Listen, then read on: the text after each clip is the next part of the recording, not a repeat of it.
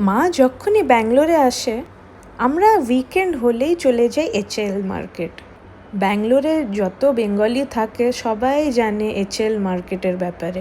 গন্ধরাজ লেবুর থেকে আরম্ভ করে বেল, কচুরলতি সব কিছু পাওয়া যায়। বাঙালিরা খুব খুশি হয় এই মার্কেটটায় এসে। আমি কিন্তু বেঙ্গলিতে ব্লগ করি না, কারণ আমার বেঙ্গলিটা অত ভালো না। আমার বেঙ্গলির ডিকশনারি খুব উইক, বিকজ আমি উড়িষ্যাতেই বড় হয়েছি। তাই আমি ইংলিশ, হিন্দি অ্যান্ড উড়িয়াতে বেশি কমফোর্টেবল দেন বেঙ্গলি। অনেকজন আমাকে ডিএম করেছে যে তুমি বেঙ্গলিতে ব্লগ করো না কেন। তাই তাদের জন্য আমি ভাবলাম যে চলো একটা বেঙ্গলিতে ব্লগ করেই দেখা যাক।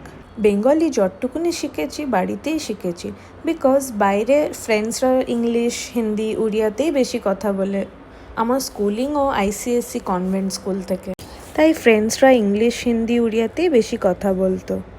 তাই বেঙ্গলি আপনি ভ্লগ শুনেই বুঝতে পারবেন যে একটু উইক তো আছেই, বাট এনিওয়ে এখন যেহেতু আমার বিয়েও হয়েছে বেঙ্গলি বাড়িতে, তাই হাজব্যান্ডের সঙ্গে বেঙ্গলি কথা বলে বলে অনেকটা আমার বেঙ্গলি ইমপ্রুভ হয়ে গেছে।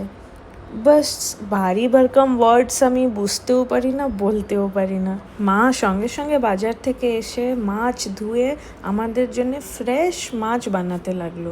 নিজে ননভেজ খায় না সোমবার, মঙ্গলবার, বৃহস্পতিবার, শনিবার, কিন্তু আমাদেরকে খাওয়ানোর জন্যে অলওয়েজ রেডি।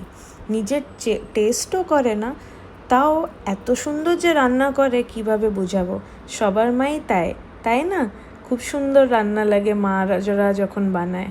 পেটিতে কাটা কম, তাই আমার খেতে বেশি বেটার লাগে। ইলিশ মাছ আই নো বেঙ্গলিরা খুব ভালোবাসে, বাট আমি খাই না। চলো বাকি স্টোরি নেক্সট ভিডিওতে।